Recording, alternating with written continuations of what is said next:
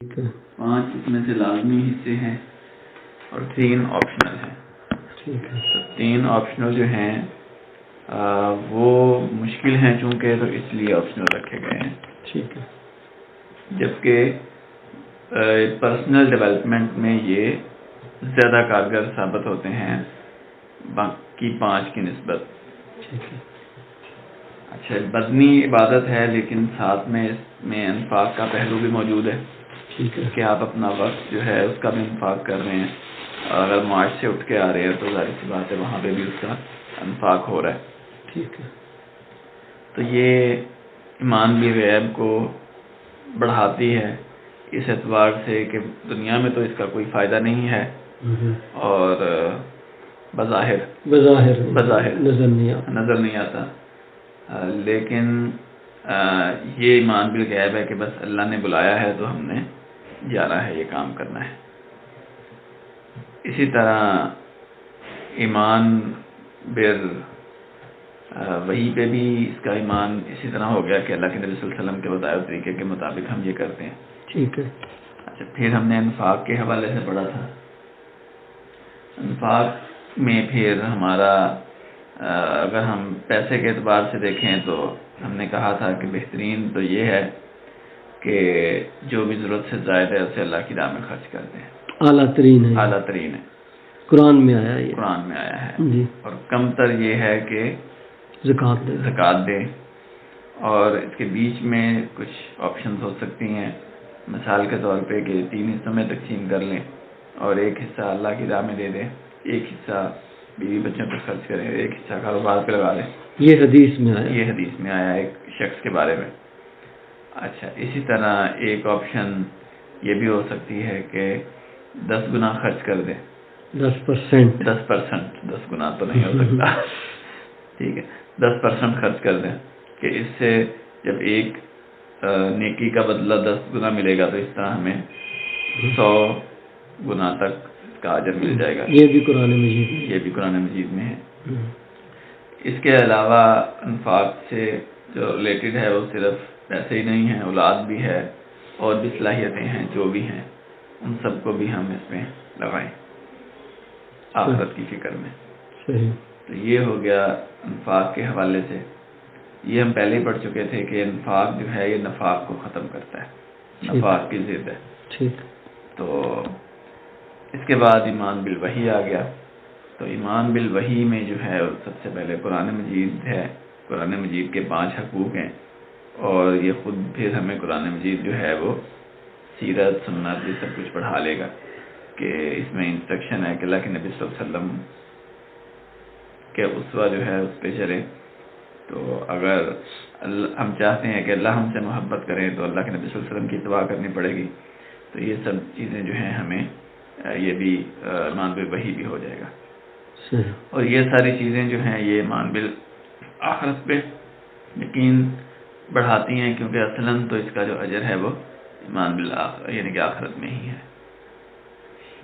دنیا بھی ساری کی ساری اس میں بھی وہ بھی سٹریم لائن ہو جاتی ہے، ڈسپلنڈ ہو جاتی ہے. وہ بھی ڈسپلن ہو جاتی ہے، لیکن ایمان ہوگا تو ہم اس کو فالو کریں گے، ورنہ تو یہ باتیں سمجھ نہیں آتی. کہ جیسے سود ہے، سود تو وہ بڑھاتا ہے اور صدقہ کم کرتا ہے، لیکن اگر ہم ایمان پہ چلیں گے تو بالکل ہی اپوزٹ ہے. تو نظر نہیں آتی، نظر جو آتا ہے وہ تو یہی آتا ہے کہ سود رزق بڑھاتا ہے، لیکن کیلکولیشن میں نہیں آتی. لیکن جو ایک لمبا تجربہ ہے وہ بتاتا ہے کہ نہیں ایسے نہیں. جی. تو فوراً رزلٹ اگر ہم دماغ سے سوچیں تو ایسے ہی لگتا ہے کہ صدقہ ہمارا رزق کم کرتا ہے. اکنامیکل کیلکولیشن کریں نا اس میں نہیں آتی، اس میں یہ بات نہیں آتی. لیکن جب آپ اس پہ عمل کریں تو پتہ چلتا ہے نہیں یار یہ کچھ اور ہو گیا ہے. ہاں. تو برکت کا پہلو جو ہے وہ بھی کیلکولیشن میں نہیں آتا. تو وہ اس سے وہ برکت والا معاملہ بھی ہے. تو یہ تھا جو ہم نے کل پڑھا تھا. اس کے بعد ایک سوال بھی پیدا ہوا تھا. جی. ہم نے نماز کا جو تعلق بنایا ہے ایمان کے ساتھ، تقویٰ کے ساتھ، کہ نماز پڑھیں گے اگر اس اعتبار سے تو ہم متقی ہو جائیں گے، یا تقویٰ ہمارا اس کو ہم سپورٹیو ہوگا. یہ چیزیں مجھے جو ابھی تک سمجھ آئی تھی یا سمجھ آ رہی ہے کہ ایک چیز ذہن میں یہ بھی آتی ہے کہ نماز جو ہے مطلب ایک روزہ جو ہے یہ بیسیکلی ہے کہ اس سے ہمارا تقویٰ بڑھتا ہے، یعنی کہ روزے رکھو تاکہ تم متقی ہو جاؤ، تم پہ روزے اس لیے فرض کیے گئے۔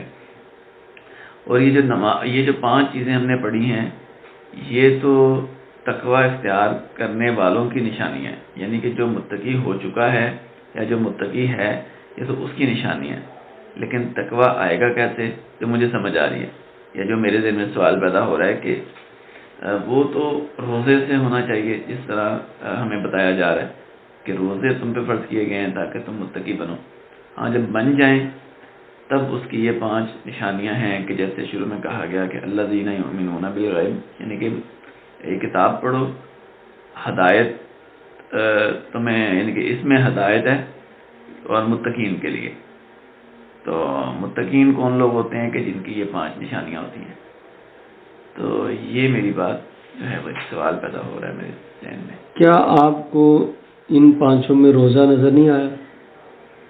مجھے ان 5 میں روزہ نظر تو نہیں آیا۔ ایمان بالوحی میں روزہ شامل نہیں ہے، وہ اس کے فرائض میں ہے۔ کتب علیکم الصیام، روزہ تو موجود ہے۔ ہاں لیکن روزے کے بارے میں روزہ کیونکہ وہ والا روزہ جو ہے نا وہ آتا ہے سال میں 1 ماہ، نماز آتی ہے ہر روز 5 مرتبہ اور 8 مرتبہ، اس سے ہمارا واسطہ بہت زیادہ پڑتا ہے، ہر روز پڑتا ہے، اس کو بالکل کھول کے سامنے رکھا گیا ہے۔ ایمان بالوحی میں روزہ بھی شامل ہے اور اپنے تمام تر اس کے ساتھ شامل ہے کہ وہاں پہ لکھا گیا کتبہ، یہ بھی تمہارے اوپر فرض کیا گیا ہے، اس میں اس کو پوشیدہ رکھا گیا ہے کہ یہ ایک چیز جو ہے نا یہ بھی تمہارے اوپر فرض کی گئی ہے۔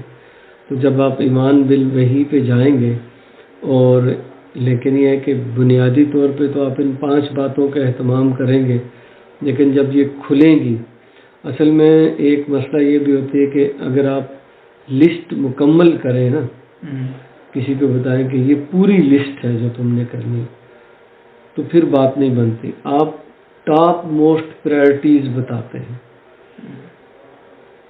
یہ پرائرٹی ہے۔ یعنی ایک صحابی آئے نبی اکرم صلی اللہ علیہ وسلم کے پاس اور آپ صلی اللہ علیہ وسلم سے پوچھا کہ میں تو بوڑھا بھی ہو گیا ہوں، میں بھول بھی جاتا ہوں، مجھے زیادہ باتیں آتی بھی نہیں ہیں، مجھے کوئی ایک بات بتا دو، بتا دیں کوئی ایک بات کہ میں اس پہ عمل کروں تو میں جنتی ہو جاؤں۔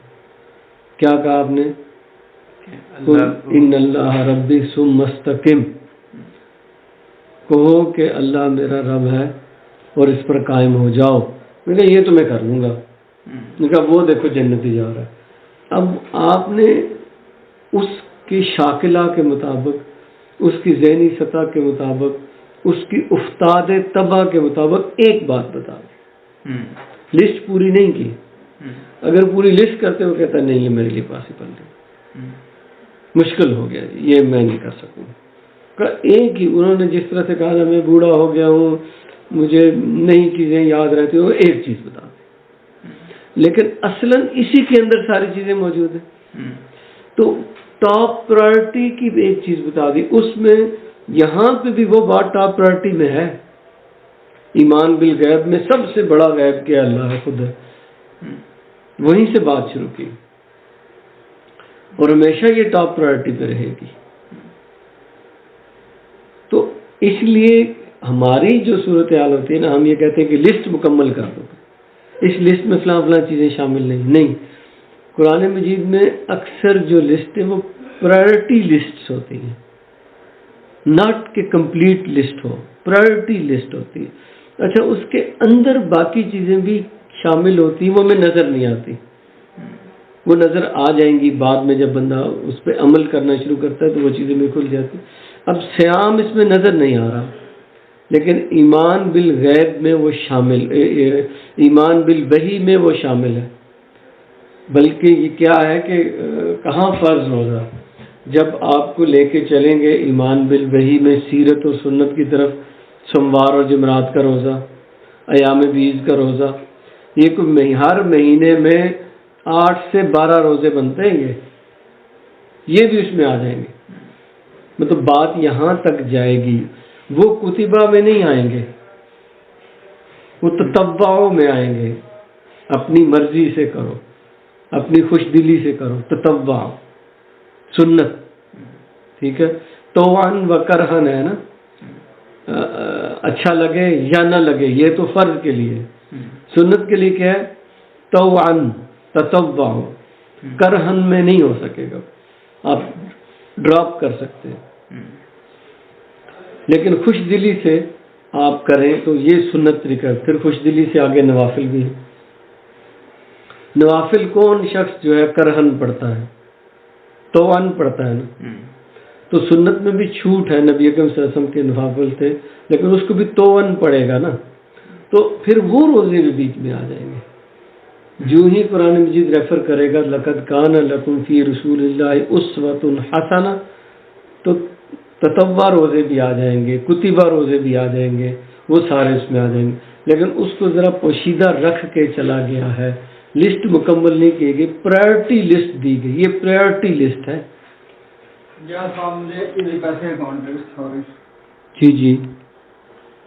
تو قرآن مجید کی جو اکثر لسٹ ہے نا، مثلا آپ سورہ حامیم السجدہ میں آ جائیں، ان الذین قالوا ربنا اللہ ثم استقاموا تتنزل علیہم الملائکۃ الا تخافوا ولا تحزنوا وابشروا بالجنۃ التی کنتم توعدون. ایک ہی بات پہ جنت ہے، ایک ہی بات پہ فرشتوں کا نزول. ثم استقاموا، استقامت اس پہ اختیار ہے. ان الذین قالوا ربنا اللہ، یہ پرائرٹی لسٹ ہے، پرائرٹی ہے، اسی میں سارا کچھ ہے. لیکن اگر قرآن مجید اس طرح سے لسٹیں مکمل کرنا لگ جائے نا، تو یہ ہماری عادت ہے لسٹیں مکمل کرنے کی. یہ سائیکولوجیکلی یہ مناسب طریقہ نہیں ہے. میں یعنی کہ یہ نہیں جاننا چاہ رہا، لسٹ تو سمجھ آ گئی، اس اعتبار سے تو روزہ بھی ہے اور بھی بڑا کچھ. آپ نے یہ کہا، جو اس بات کی طرف آتے ہیں، آپ نے کہا کہ تقویٰ پیدا ادھر سے ہوگا، بعد میں یہ کام کریں گے. آپ اس پہ آنا چاہتے ہیں؟ مجھے یہ سمجھ آ رہی تھی، جیسے ہم نے ایک کتاب سے پڑھا جس میں انسانی جسم اور روح کے درمیان وہ سارا وہ ہے کہ تو روزہ ہے، کیونکہ جب ہم یہ کام کرنے جائیں گے، ایمان تو آ گیا، پھر اب نماز جو ہے بھاری ہے. اب اس بھاری کو یعنی کہ جب ہم نے کرنا ہے تو سب سے پہلا جو ہمارا دشمن ہے ان کو کرنے کے لیے وہ ہمارا نفس ہے، پھر شیطان ہے، اور پھر بگڑا ہوا معاشرہ ہے. تو سب سے پہلا جو نفس ہے وہ ہمارے رکاوٹ نہ بنے. اس کو وہ ایک گھوڑے کی جس طرح سے مثال دی ہے کہ گھوڑے کا سے سوار ہے، گھوڑے کو کھانا بھی دینا ہے، اتنا بھی نہیں دینا کہ یہ بالکل ہی سرکش ہو جائے، تھوڑا کنٹرول بھی رکھنا ہے. تو اس اعتبار سے جو مجھے سمجھ آتی تھی کہ روزہ جو ہے وہاں سے، اور خاص کر کے بتایا گیا کہ روزہ جو ہے یہ اس لیے فرض کیا گیا ہے کہ تاکہ تم متقی ہو جاؤ. تو اس روزے کا ایسے لگتا ہے کہ جیسے کوئی تعلق ہے متقی ہونے کے ساتھ، کہ یہ نفس کو ہمارا تھوڑا کمزور کرے گا اور ہماری روح جو ہے وہ تھوڑی مضبوط ہوگی. تو پھر یہ جو ہے یعنی کہ یہ تو نشان، پھر جو ہے وہ نماز پڑھنے کے قابل ہوگا بندہ. روزہ اور تقویٰ کا جو تعلق ہے، this is not the only thing. اب آپ نماز کی طرف آ جائیں. تہجد کے بارے میں یہ کہا گیا کہ نفس کو کچلنے میں سب سے زیادہ کارآمد چیز ہے، ایک بات. دوسری بات، نماز کے لیے کہا گیا کہ ان الصلاۃ تنہی عن الفحشاء والمنکر. یہ جو فحشاء اور منکر سے باز رہنا، یہ بھی تو متقی ہونا. پھر کہا گیا اقیم الصلاۃ لذکری، اللہ کو یاد رکھنا. کیا مطلب اللہ کا ہر کام میں لحاظ رکھنا، اللہ کو بھول نہ جانا، یہ بھی تو نماز کے ساتھ. اب ادھر سے تقویٰ ہے تو ادھر سے یہ چیزیں بھی نماز کے ساتھ. سو یہ ساری چیزیں ایک دوسرے کو سپورٹ کرتی ہیں. ہم کہیں کہ نہیں روزہ سے تقویٰ صرف روزہ سے پیدا ہوگا، یہ صرف والی بات قرآن مجید میں کہیں نہیں لکھی. دعویٰ کر رہا ہوں اپنی تمام تر بے علمی کے باوجود کہ یہ صرف والی بات نہیں لکھی. آپ نماز کے فوائد دیکھیں، تقویٰ کے فوائد دیکھیں. پرسنالٹیز ڈفرینٹ ہوتی ہیں. کچھ لوگ بڑے مزے سے روزہ رکھ سکتے ہیں اور اس کو انجوائے کرتے ہیں اور اس سے تقویٰ حاصل کرتے ہیں. کچھ لوگوں کے لیے روزہ رکھنا جو ہے وہ اتنی مصیبت ہوتی ہے، اتنی موت ہوتی ہے ان کے لیے کہ وہ سال کا 1 مہینہ روزہ رکھنا ہی ان کے لیے قیامت ہوتی ہے. کچھ لوگ نوافل بھی رکھتے ہیں. دوسرے لوگ ہوں گے وہ نماز سے زیادہ ان کا جوڑ ہوگا. تو اگر ایک ہی چیز دے دی جاتی اور اسی سے صرف تقویٰ حاصل ہوتا تو پھر تو بہت سارے لوگ لے جاتے ہیں. اس طبیعت کا بندہ، اس طبیعت کا بندہ، اس طبیعت کا بندہ، اس طبیعت کا بندہ، پھر رہ جاتے. پھر صرف وہی حاصل کر سکتے جن کو روزہ رکھنے میں مزہ آتا ہے یا روزہ رکھ سکتے ہیں. وہ باقی جو نہیں رکھ سکتے وہ رہ جاتے. یہ جو 5 کام ہے یہ تقویٰ پیدا کرنے کے لیے. آگے جا کے لسٹ میں وہ لوگ بھی آئیں گے. پھر جب آپ ایمان بالوحی کی بات کریں گے تو اس میں پھر روزہ بھی آ جائے گا، اور روزہ اس شان کے ساتھ آئے گا کہ وہ ایمان بالوحی آپ کو کہے گا روزہ تمہارے اوپر فرض ہے. لیکن ابھی اس کو لسٹ میں رکھا گیا ہے، پردہ ڈال کے رکھا گیا.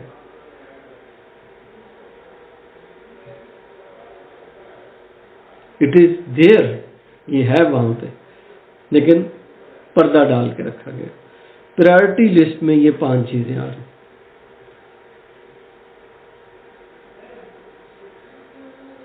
یہ ہے مسئلہ. تو ہم چاہتے ہیں کمپلیٹ لسٹ. یہ ہماری عادت ہے کہ ہر چیز ہم ادھر سے بھی لے لیں، ادھر سے بھی لے لیں. قرآن مجید عموماً ایسے معاملات نہیں کرتا. کسی جگہ ایک ہی بات بتا دیتا ہے، جیسے سورہ حامیم السجدہ کا میں نے بتایا. صرف ایک بات پہ جنت ہے، اللہ کو رب ماننے پہ جنت ہے، بس اس پہ قائم رہ جاؤ. نہ نماز، نہ روزہ، نہ کیونکہ نماز، روزہ، انفاق فی سبیل اللہ، ایمان بالآخرہ اس میں پوٹینشلی شامل ہے نا. اس وجہ سے مذکور نہیں ہے لیکن پوٹینشلی شامل ہے، بالکل اس میں موجود ہے. تو قرآن مجید کا یہ بھی ایک سٹائل ہمیں پتہ ہونا چاہیے کہ کئی دفعہ پہ ہم اس بات پہ پریشان ہوتے ہیں کہ یہاں قرآن کچھ کہہ رہا ہے، یہاں قرآن کچھ کہہ رہا ہے. تو قرآن کی جو لسٹ ہے وہ پرائرٹی لسٹ ہوتی ہے، ترجیحی لسٹ دیتا ہے. وہ بہت کم ہی ایسا ہو کہ قرآن مجید کمپلیٹ لسٹ دے. ورنہ تو قرآن مجید میں سورہ توبہ میں ایک جگہ پہ 9 خصوصیات کا ذکر آیا ہے فلاح پانے والے لوگوں کے لیے. تو وہ یہ 5 ہیں. سورہ حامیم السجدہ میں 1 ہے، سورہ توبہ میں 9 ہیں.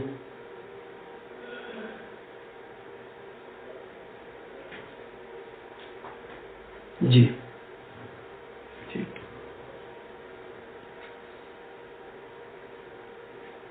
ایمان بالوحی بھی ہم نے کر لیا تھا تقریباً.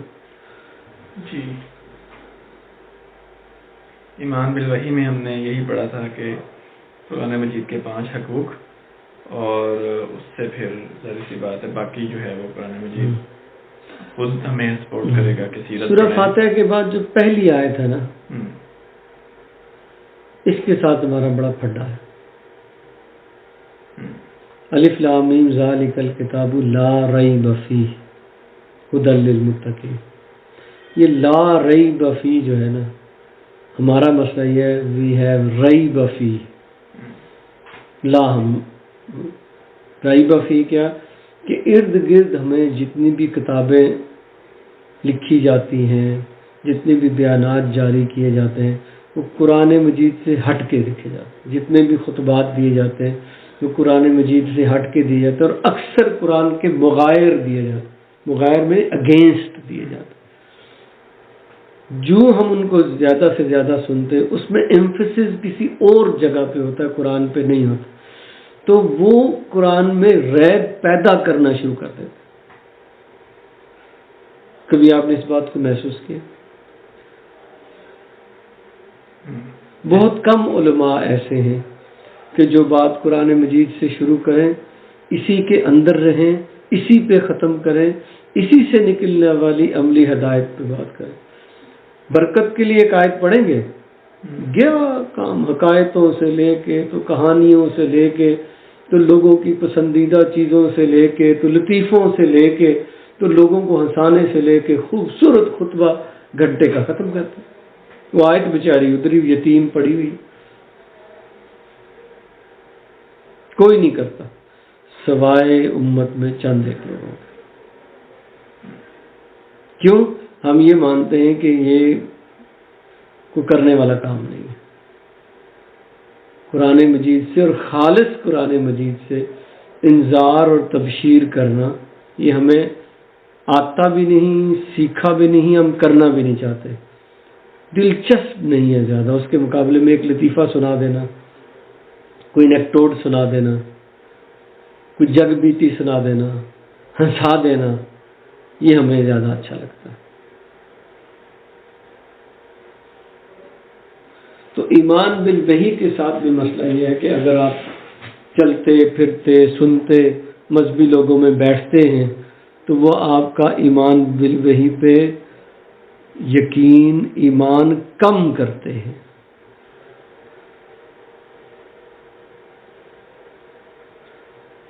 کبھی آپ نے اس اینگل سے دیکھا, اس پہ آپ کو اعتراض بھی کرنا چاہیے کہ ایسا نہیں ہے, کیونکہ یہ بات بڑی کڑوی اور بڑی سخت اور بڑی عجیب سی بات کہی گئی. نہیں, ایسا ہے, ایسا ہے. آپ کے اندر سے بھی آواز آتی کہ ایسا ہے. ایسا ہے. بہت کم لوگ ہیں جو قرآن کے اندر رہتے ہوئے بات کرتے ہیں, تو ورنہ جو ہے وہ اور بزرگوں کی باتیں کی جا سکتی ہیں اور مثالیں دی جا سکتی ہیں, کچھ اور طرح سے باتیں کی جا سکتی ہیں. تو عام طور پہ اس طرح ہی ہوتا ہے. لوگ دلچسپی کے لیے ضعیف اور موضوع حدیثوں تک کو لے لیں گے, لیکن قرآن مجید کی آیت کو پیچھے چھوڑ دیں گے. اور پھر حکایتیں تو ہارون الرشید کی حکایتیں, مامون الرشید کی حکایتیں, بہلول کی حکایتیں, سعدی کی حکایتیں, رومی کی حکایتیں, ان سے مزین کریں گے. پھر گلستان اور بوستان چلے گی, پھر دبستان چلیں گے. پھر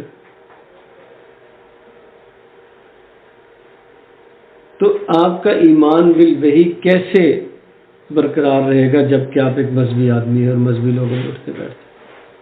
یہ پرابلم نہیں ہے آپ کو؟ پرابلم تو ہوگا, پرابلم ہے.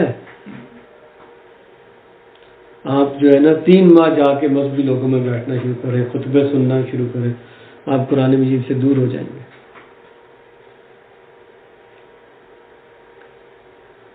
آج کے نوجوان کے حوالے سے اچھا پھر یہ ہے کہ سیکٹیرینزم, اور جو دلچسپی اس میں ہے, اس کے معاملات میں ہے, کون کافر ہے کون نہیں ہے, شیعہ سنی بریلوی دیوبندی کے کیا معاملات ہیں, زندگیوں اس میں لٹ جائیں گی, قرآن پہ نہیں آئیں گے مڑ کے. پھر فقہ کی تنگنائیاں, جرابوں پہ مسح ہے نہیں ہے, کیا ہے کس طرح ہے, وہ ہاتھ کہاں تک لے جانے ہیں, کیا کرنا ہے, بالکل وہ چیزیں کہ جن پہ انسانی رائے کا اختلاف ہے, جس میں دوسری رائے بھی ہو سکتی ہے, اس پر ڈیرا ڈال کے بیٹھ جانا.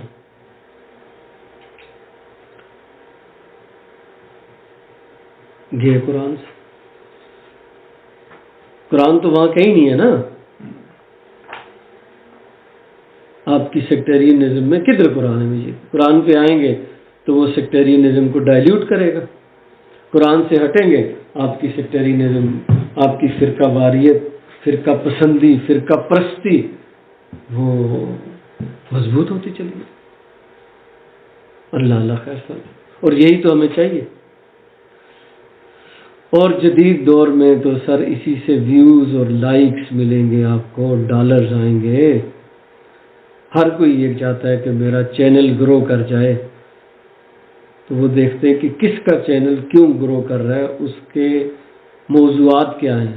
سیکٹیرینزم کے موضوعات, ایک دوسرے کے خلاف بیان بازی کے موضوعات.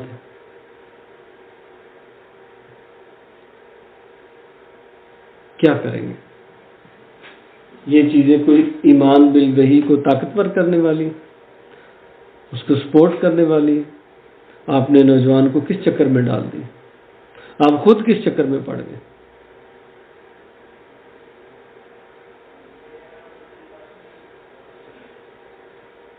تو ذالک الکتاب لا ریب فیہ کی منزل کو طے کرنا ہوتا ہے. کس طرح، کیسے لا ریبہ ہوگا؟ آپ اس کے اندر گہرے اتریں گے تو یہ ثابت کرے گی نا کہ یہ شک والی کتاب نہیں ہے. آپ اس میں اترے ہی نہیں، آپ کے پاس اس کے اندر اترنے کا ٹائم ہی نہیں ہے. آپ تو کسی اور جگہ اترے ہوئے، کسی اور جوڑ میں آپ تیراکی کر رہے ہیں.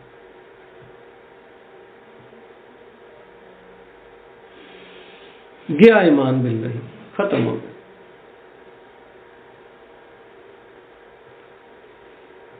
حدیثوں کے بھی وہ ورژن کے جو آپس میں ٹکراتے ہوں، جن کے متن ٹکراتے ہوں، جو ایک دوسرے کے متعارض ہوں، آپ وہ لے آئیں گے. ان کے پولیٹیکل اور ان کے فرقہ پرست قسم کے مطالب نکالیں گے. لوگ بھی یہی کچھ سننے کے لیے تیار ہیں، آپ یہی سنیں گے، یہی سنائیں گے.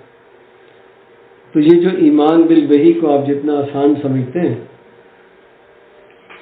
باطل معاشرہ اس کو سپورٹ نہیں کرتا، اور آپ کا نفس بھی مزے لیتا ہے اس سے باہر کی چیزوں، اور شیطان تو چاہتا ہی یہی ہے. تینوں دشمنوں کے لیے بہترین جگہ کہ آپ قرآن میں داخل نہ ہو. اور داخل ہونے کی پہلی شرط قرآن یہی لگاتا ہے، اگر تم اس سے ہدایت حاصل کرنے آئے ہو تو یہ 5 چیزیں ہیں جن کے ساتھ ہمارے ہدایت اور فلاح کے فتوے ہیں. تو اگر آپ نے ان 5 چیزوں میں سے نہیں گزریں گے تو کون سی ہدایت اور کون سی فلاح؟ ختم دونوں چیزیں، ختم دونوں چیزیں.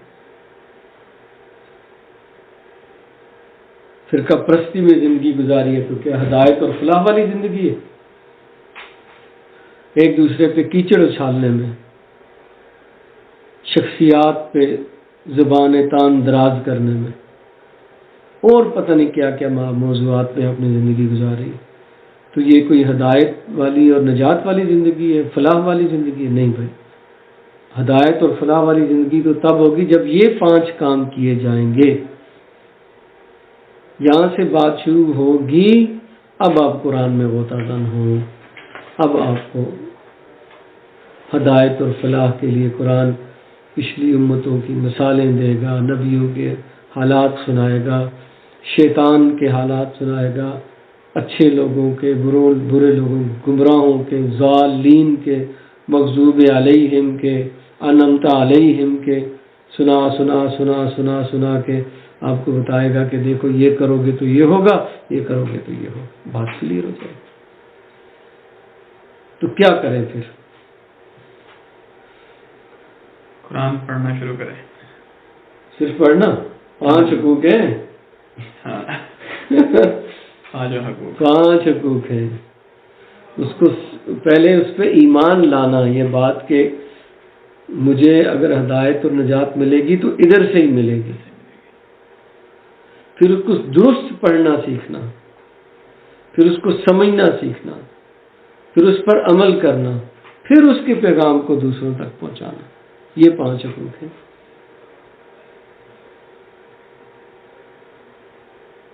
ہمارا اگر اتنا ایمان ہوتا تو ہم کیوں جاتے باقی موضوعات کی طرف؟ کیوں کتاب کو بند رکھ کے ہم نے دوسری کتابیں جو ہم نے کسی بزرگ کی کتابوں کو اسی سے تعلیم حاصل کریں، اسی کو پڑھیں، اور ان کو ہم نے ممبروں پہ سجا کے رکھا ہوتا ہے. قرآن مجید تو بند الماریوں میں رکھا ہوتا ہے، اس سے تو کوئی تعلیم نہیں کرتا. تو ہم نے تو اپنا رخ بدل لیا. ہم تو وحی سے کنارہ کش ہو گئے. بعد آئے ہم ایسی وحی سے.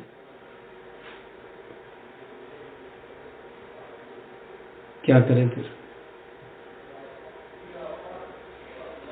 یہ مسئلہ ہے سر. یہ کہہ دینا کہ نہیں قرآن کو لے کے چلوں گا. کیسے لے کے چلیں؟ نہیں لے کے چل سکتے آپ. کوئی چیز بھی اس کو سپورٹ نہیں کرتی.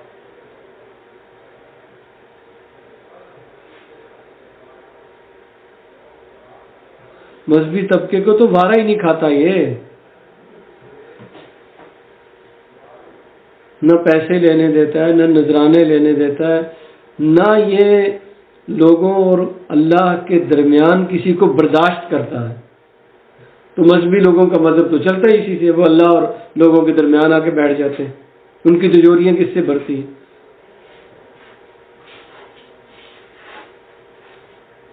یہ ہے پرابلم. ان کی تو ماں مرتی ہے اس سے.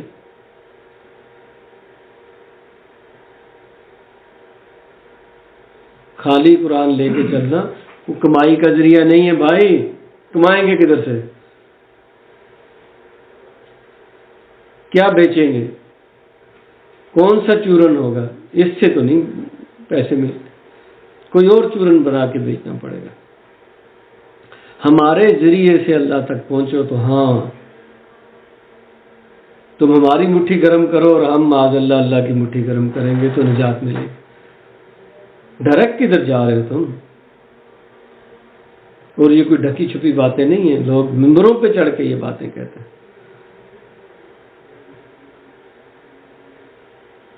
بڑے بڑے تالے لگا کے بڑے بڑے لوہے کے صندوق رکھے ہوئے، یہ بھرنے چاہیے.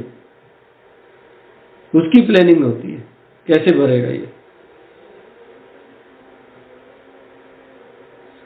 کدھر کا ایمان بالوحی اور کہاں اس کی طرف رغبت ہے.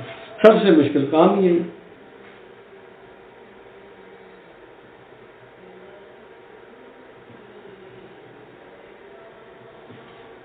جی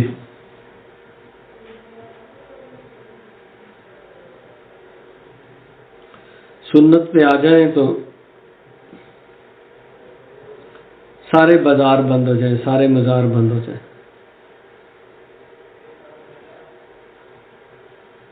سب کچھ دہانا پڑ جائے.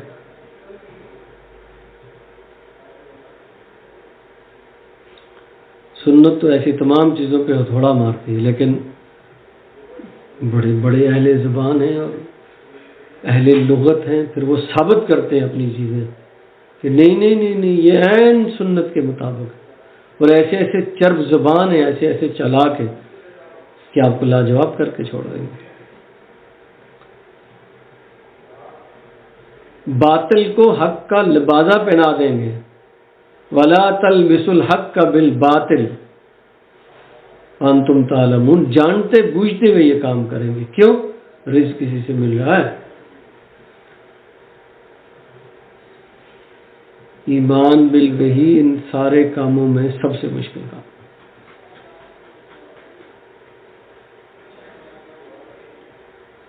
سب سے مشکل کام.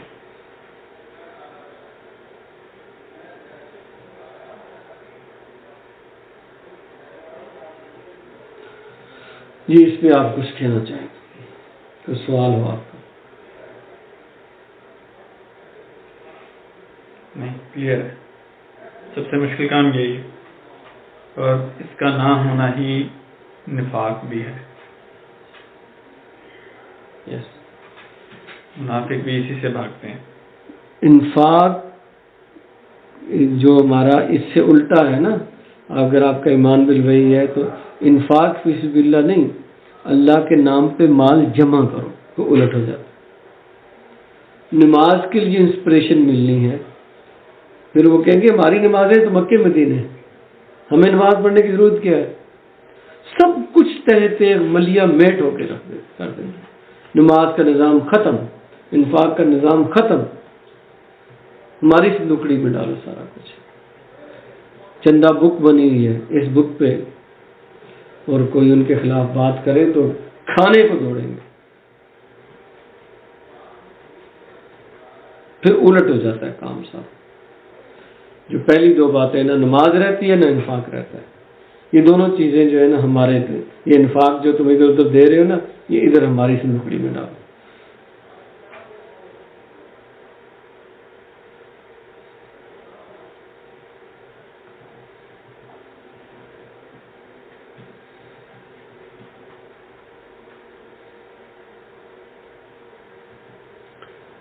آپ کو اس چیز کے گمراہ کرنے کی انٹینسٹی کا اندازہ اگر ہو جائے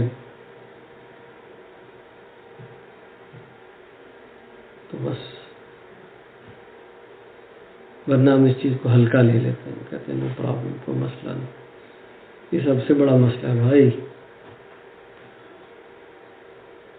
اور یہ صرف ہمارے مذہب میں نہیں ہے سر، سارے مذہب کے لوگ، یہودیت، عیسائیت، ہندوازم، آسمانی ابراہمک ریلیجن اور نان ابراہمک ریلیجن، سب میں یہی بات کامن ہے۔ سومناتھ کا مندر بنایا ہے اور سونا بھرا ہوا اس کے اندر، سونا۔ غزنوی کس لیے آیا تھا؟ بت توڑنے نہیں آیا تھا، سونا لینے آیا تھا۔ تو تو نے اتنا اپنی مذہبی عبادت گاہ میں جہاں تم نے اپنے رام کو پکارنا، اسے سونا کیوں رکھا ہوا؟ ایشور کو سونے کی ضرورت ہے؟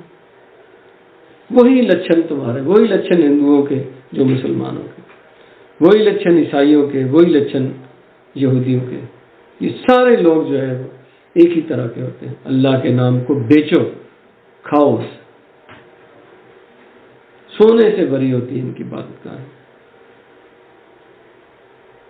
ہمارے جتنے بھی مزارات ہیں ان کے نیچے تہہ خانے ہوتے ہیں، وہاں پہ اتنا کیش ہوتا ہے کہ گن نہیں سکتے، مریدین آ کے گنتے ہیں، اسپیشل ڈیوٹیز ہوتی ہیں 100 کی گڈیاں بنا کے دینے کی، اتنا پیسہ ہوتا ہے۔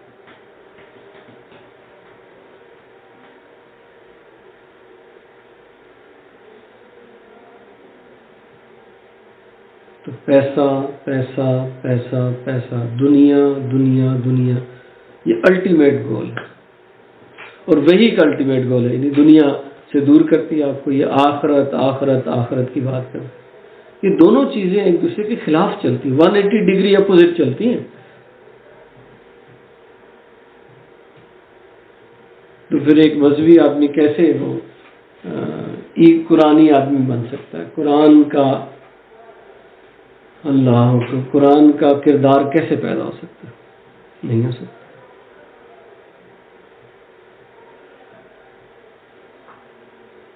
جی ٹھیک، ان باتوں میں تو کوئی کنفیوژن نہیں۔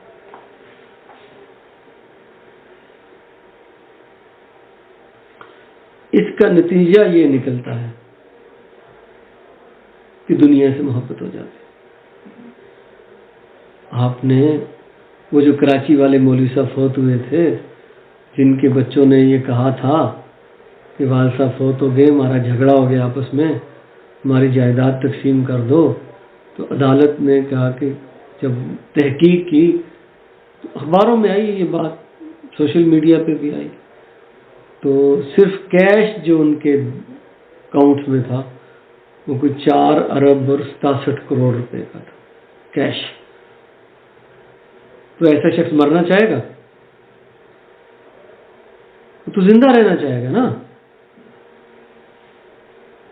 اس ایکٹیویٹی سے آخرت پر جو ایمان ہے وہ کمزور پڑ جاتا ہے، آخرت سے ڈر لگنے لگ جاتا ہے، اور پھر آپ کو یہ پٹی پڑھاتا ہے آپ کا نفس، کوئی آخرت واخرت نہیں ہے، دوسروں کے لیے ہوگی۔ جیسے وہ یہودی کہتے تھے ہمیں تو چند دنوں کے لیے بس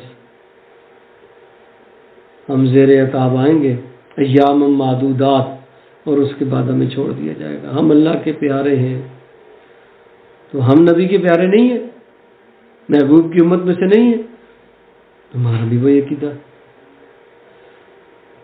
محبوب کی امت میں سے ہونے کا مطلب یہ ہے کہ یہ آخرت وغیرہ مسلمانوں کے لیے نہیں ہے بھائی، اس کا یہ فائدہ ہے۔ تو ایمان یقین بالآخرہ سوال ہی نہیں پیدا ہوتا۔ ان لچھنوں کے ساتھ یقین بالآخرہ کیسے پیدا ہوگا؟ وہ تو نبی اکرم صلی اللہ علیہ وسلم فرما گئے کہ وہن کی بیماری تمہیں ہو جائے گی ایک وقت میں۔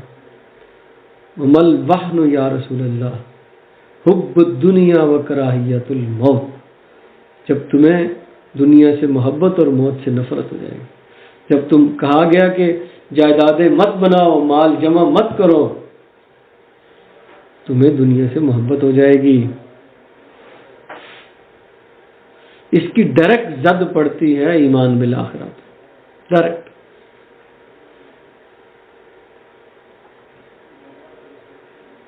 مذہبی یہودی جو ہیں ان کے بارے میں یہی کہا گیا قرآن مجید نے کہ یہ ہر ایک یہ چاہتا ہے کہ اس کی عمر 1000 سنہ، 1000 سال تک ہو جائے۔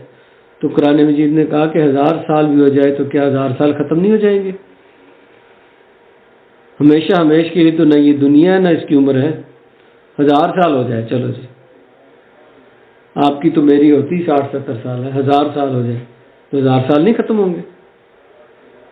ختم ہو جائے گے۔ لیکن وہ ادھر ہی زندہ رہنا چاہتا ہے، جانا ہی نہیں چاہتا۔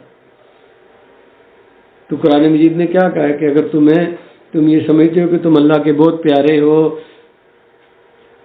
اللہ کے بیٹے ہو، نحن احباؤہ نحن ابناؤہ، تو ہمیں اگر یہ کہے کہ تم محبوب کی امت میں سے ہیں تو کیا ہے؟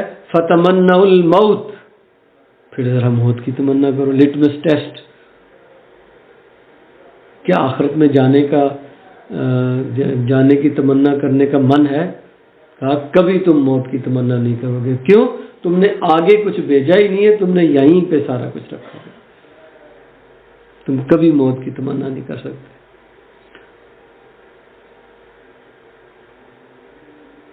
موت کی تمنا کریں اور اندر دل کیا کہے؟ دل خوش ہو، اور دل یہ کہے کہ میں جا کے میری ملاقات ان صالحین سے، صحابہ کرام سے، خود نبی اکرم صلی اللہ علیہ وسلم سے، خود اللہ رب العزت سے ہوگی، اور کتنی خوشی کی بات۔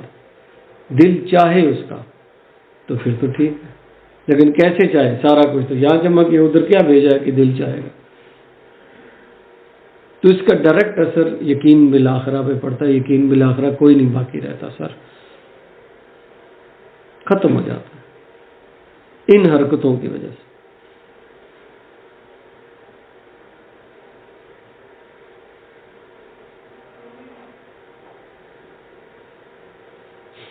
جی، تو آپ کو مجھے کیا کرنا پڑے گا؟ وہ جو تیسری شرط ہے نا، انفاق فی سبیل اللہ، تگڑا انفاق کرنا پڑے گا، تگڑا۔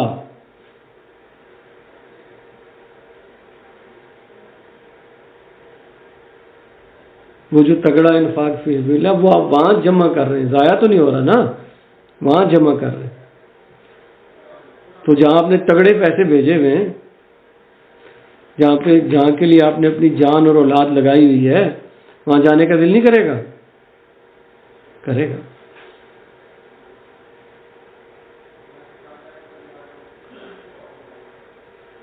مذہبی طبقے کی روش چھوڑیں، ایمان بالوحی پہ آئے، انفاق فی سبیل اللہ کریں۔ جس طرح اللہ کی آج نماز پڑھتے ہیں 8 دفعہ یا 5 دفعہ اس کے سامنے پیش ہوتے ہیں، یاد رکھیں کہ آپ نے ایک دن حقیقتاً اللہ کے سامنے جا کے کھڑا ہونا۔ من خاف مقام ربہ، جو ڈرا اس بات سے کہ مجھے تو جا کے اللہ کے سامنے کھڑا ہوں، بالکل اسی طرح جیسے آپ 5 وقت نماز میں کھڑے ہوتے، یہ اسی کی پریکٹس ہے نا۔ یہ ساری چیزیں اس کو سپورٹ کرتی ہیں۔ اللہ کے سامنے کھڑا ہونا، اللہ کے سامنے مال دینا، وہی پر ایمان لانا، یقین بالآخرہ آپ کو بڑھاتی بڑھاتی بڑھاتی۔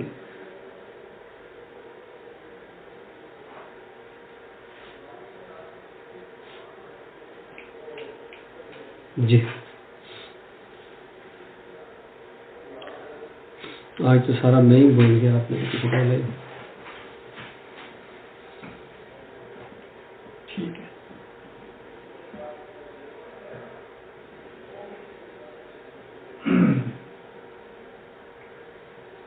تو اب شروع کہاں سے کریں؟ ان 5 چیزوں کو نماز سے، انفاق سے، پہلی تو بات نماز اور انفاق سے۔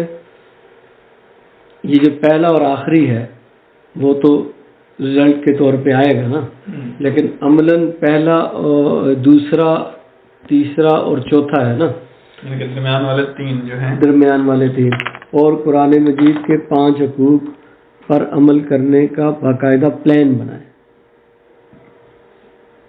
مرتب کریں. اور نماز اور انفاق تو شروع کر دیں نا، اس میں کیا پرابلم؟